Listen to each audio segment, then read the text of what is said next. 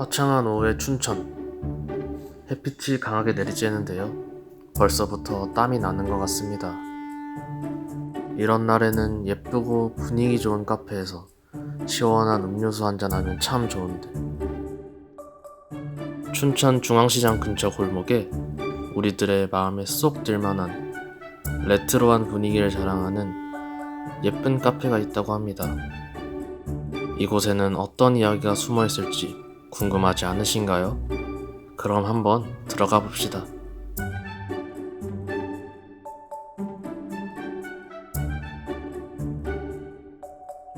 빈티지한 인테리어와 은은한 조명, 그리고 잔잔한 음악이 풍기는데요. 잠시 카페를 감상해 봅시다. 카페를 구경하다 보니 저도 모르게 분위기에 취하게 되네요. 이렇게 분위기 좋고 감성적인 카페는 어떻게 만들어지게 되었을까요? 제가 이제 옛날부터 사업을 되게 많이 하고 싶었는데 이제 그러다가 공무원을 했어요. 공무원을 또 한 3년 하다가 이렇게 살면 안 될 것 같아서 사업을 너무 하고 싶어서 이제 일단 때려치고 나왔습니다.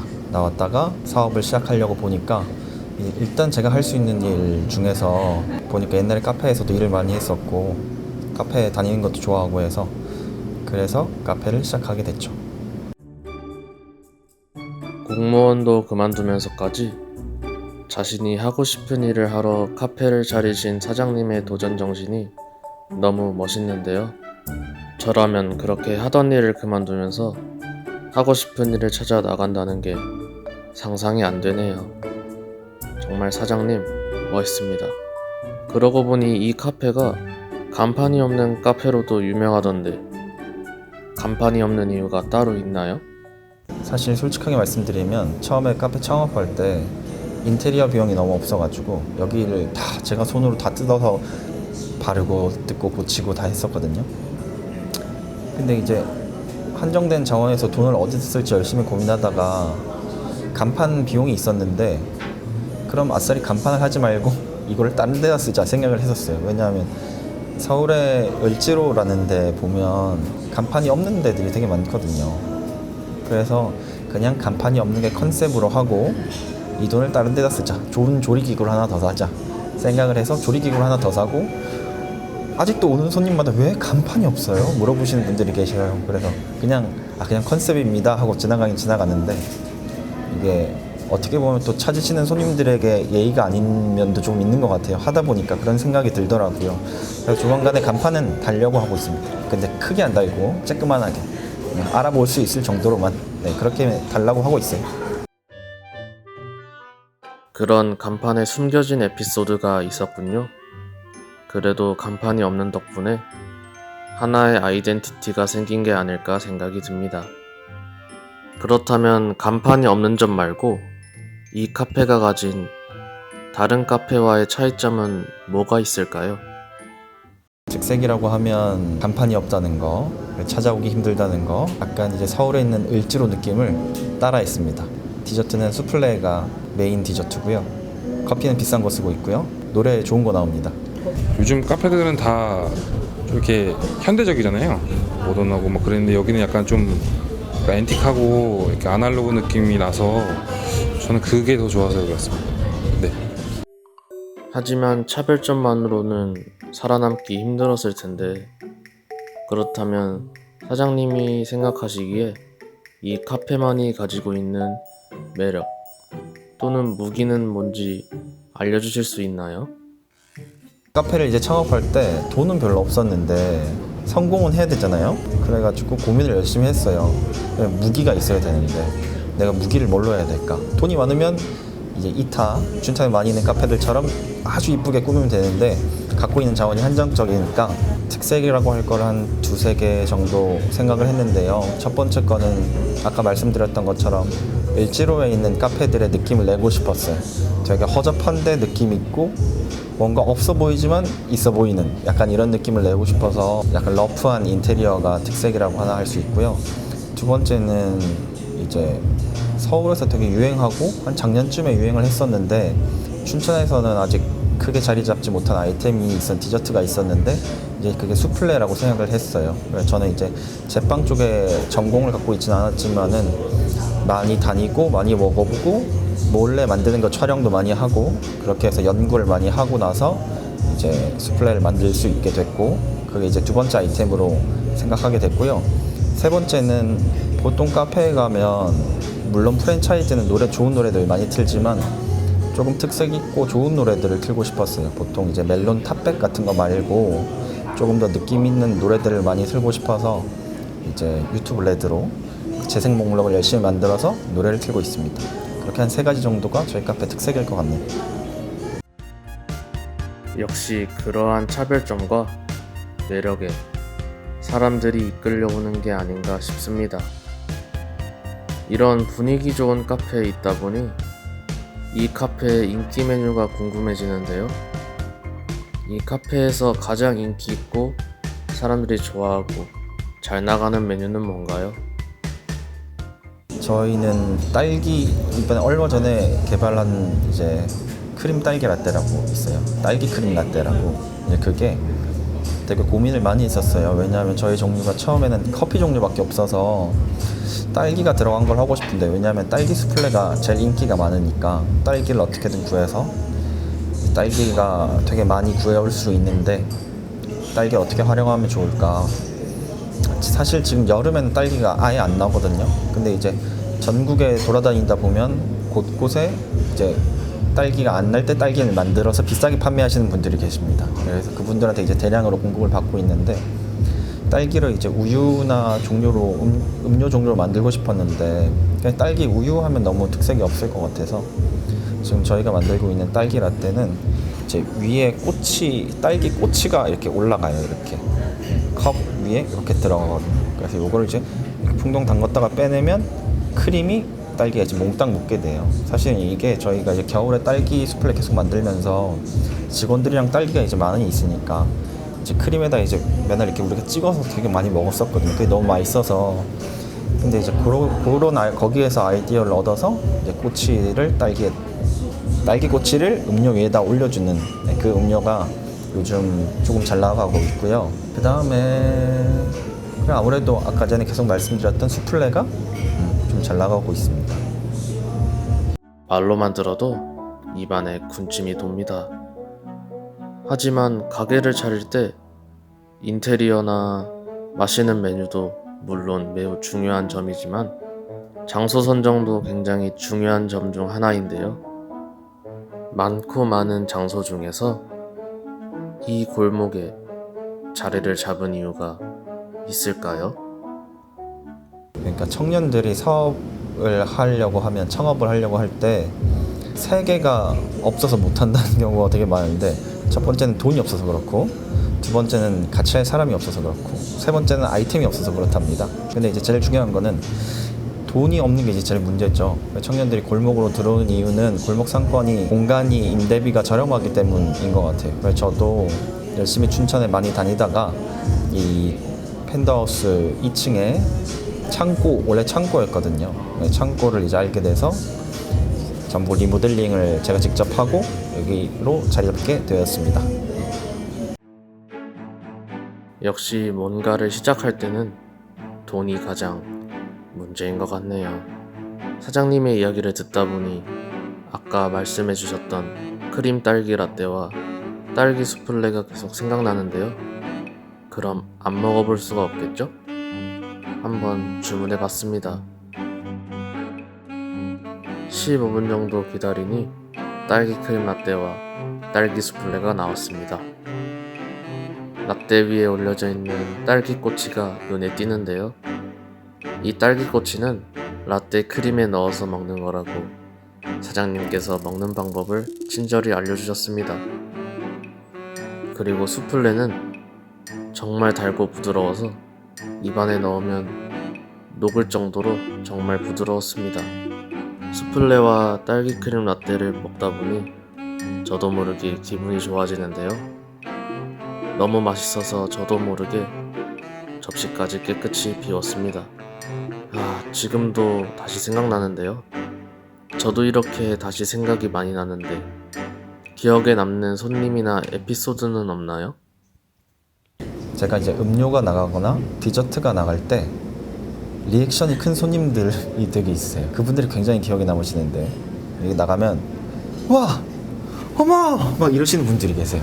그런 분들은 전부 다 기억에 남습니다. 예. 리액션이 크신 분들을 굉장히 좋아하고요.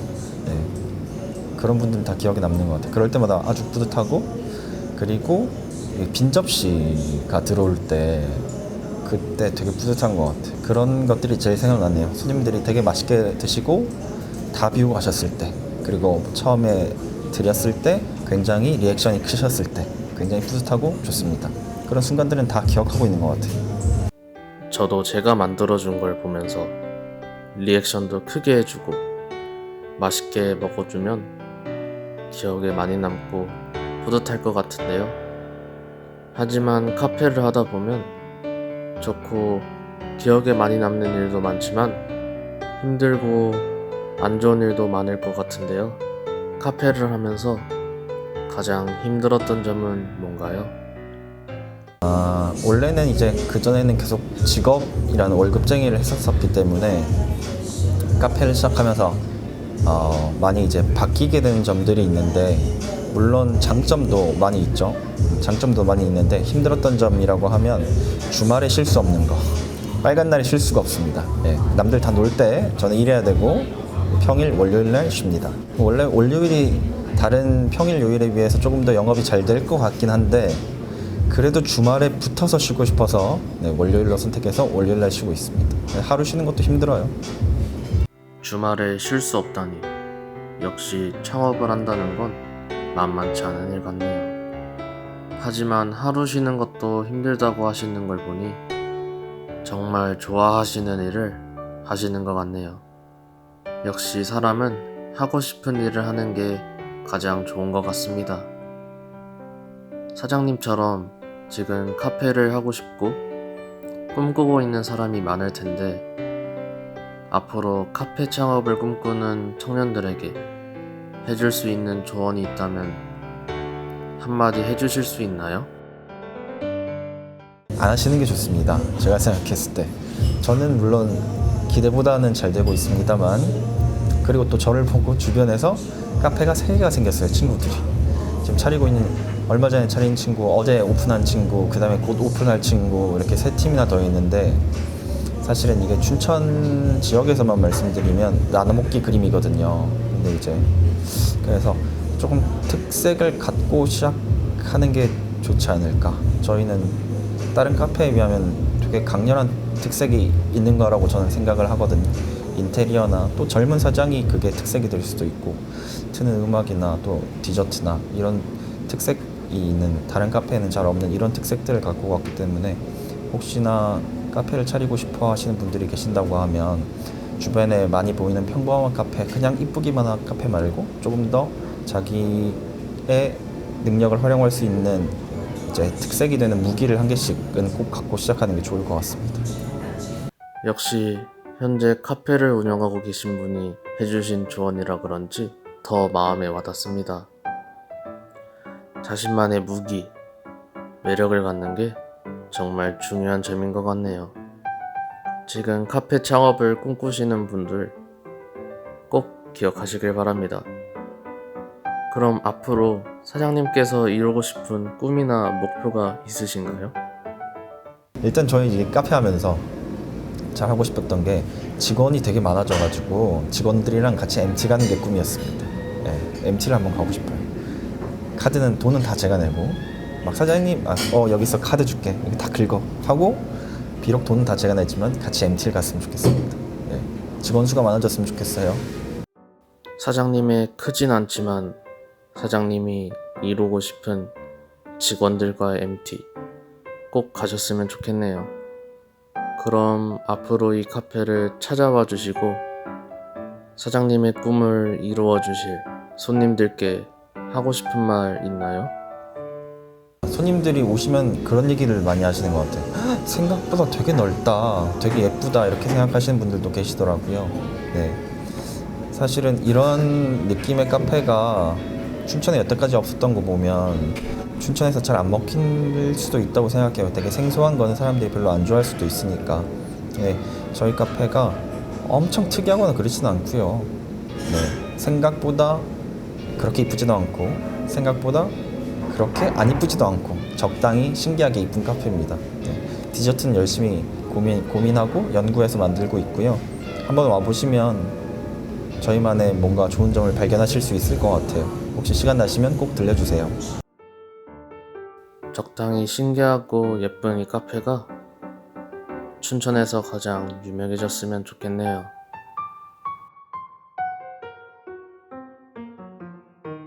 그럼 마지막으로 하고 싶은 말 한마디 부탁드려도 될까요?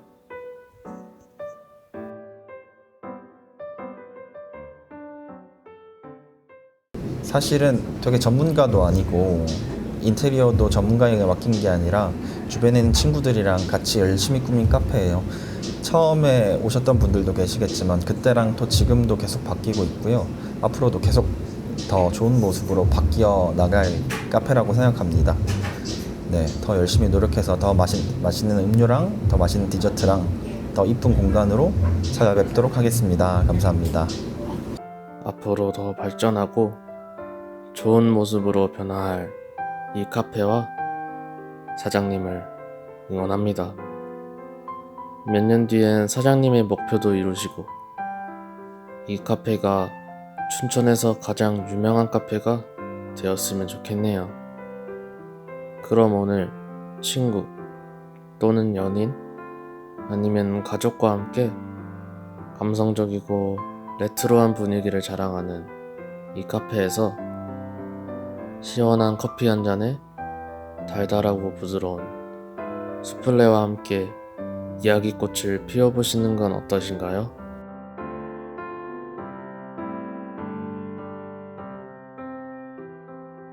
오늘 이 카페 이야기는 어떠셨나요?